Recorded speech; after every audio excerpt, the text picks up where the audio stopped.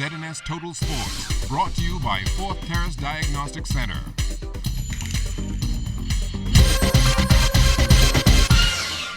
Good evening, Bahamas. I'm Kelsey Johnson. Welcome to Sports Wednesday.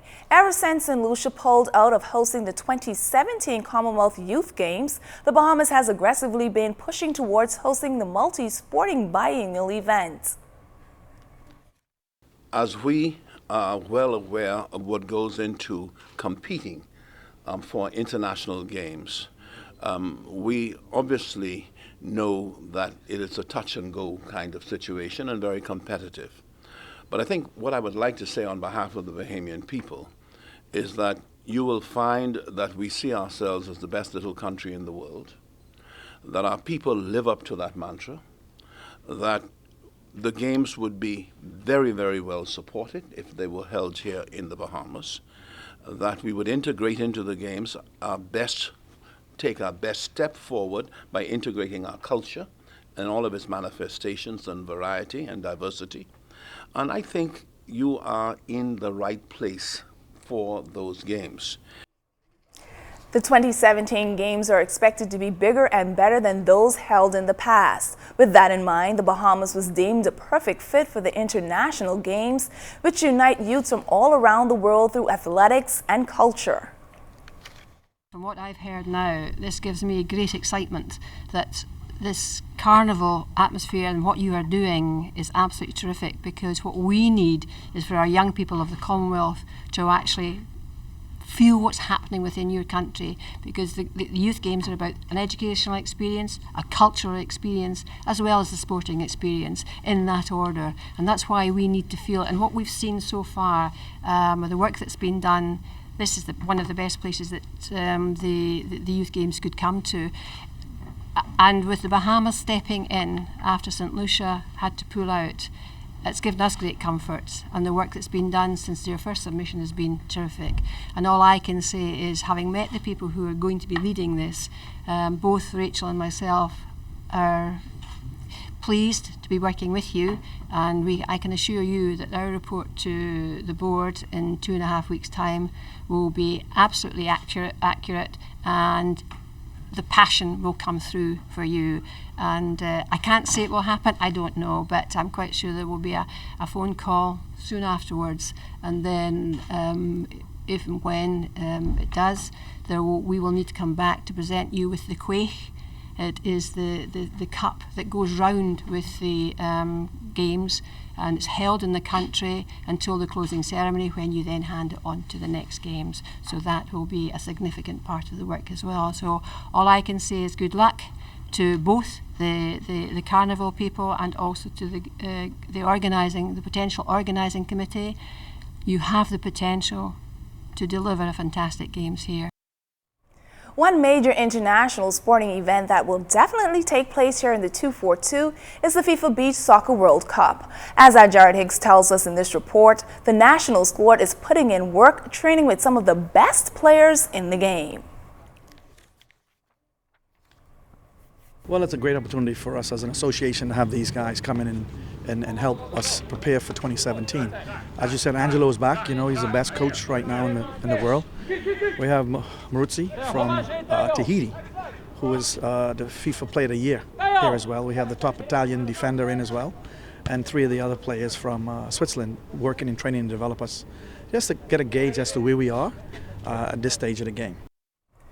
Race weekend, that's what this upcoming Saturday and Sunday is called. Marathon Bahamas and the Susan G. Komen races are the 2 events that will be held on those days. Title sponsor for both races is Sunshine Insurance. We recognize that we're Sunshine Insurance, you're an insurance agency. You ought to be aligned and concerned with the health and well-being of your customers. And so we aligned ourselves with this cause really from a health-related perspective. But to see that we have been able to partner with the Ministry of Tourism, as well as Atlantis, as well as other tourist-related entities in the country. And I would be remiss if I didn't mention the Royal Bahamas Police Force and the Royal Bahamas Defense Force, because of course, safety is paramount. On a 26.2-mile course, you want to know that your participants, many of whom are not from the Bahamas, as well as your volunteers. We have hundreds of persons that come out and give of themselves that they are kept safe during the duration of the race weekend. The Bahamas men's rugby team was described as a tough, relentless, and athletic side by the USA South head coach Rennie Danielle. The Bahamas played the USA team on Saturday past, losing the game in the final minutes. USA South came back and won 37-18. Hang in there really well, and the kicking and the speed on the outside, we knew that's where they were going to go for the ball. It gets a little chaotic at times for them, and especially in the second half, they were having some problems with the lineouts where maybe they should have gone to the quick tap on the penalties because they lost about 6 lineouts in a row. But definitely have the athletic ability. You can tell a lot of these players probably play high-level sevens because at the breakdown, they're very quick to get to the breakdown. We were having a lot of problem in the first half with them poaching and counter-rucking what we were able to do. It was very hard for us, and that's why we had such a high penalty count, but we managed to pull it out at the end of the game. Trying to brush off the cobwebs in their first appearance on the court this second half of play was the HO Nash Lions junior boys. Their coach Ken Lightbourne knows that there's still a lot of work to be done, even though they got the 39 points win.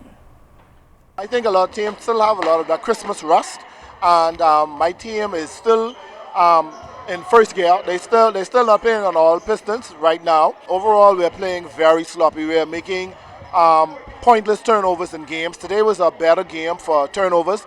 We're missing easy layups. Lightbourne will go back to practice and work on all the little nagging problems seen on the offensive and defensive ends.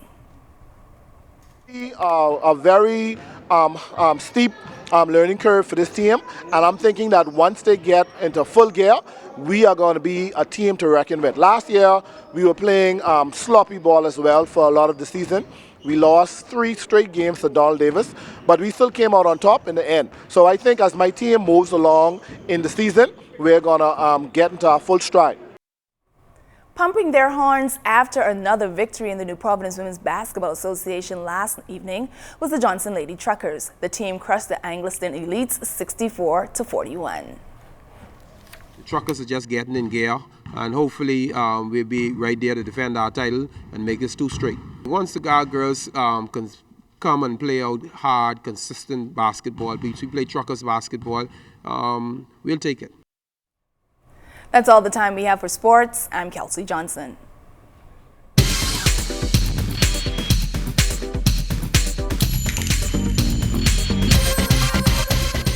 This is ZNS Total.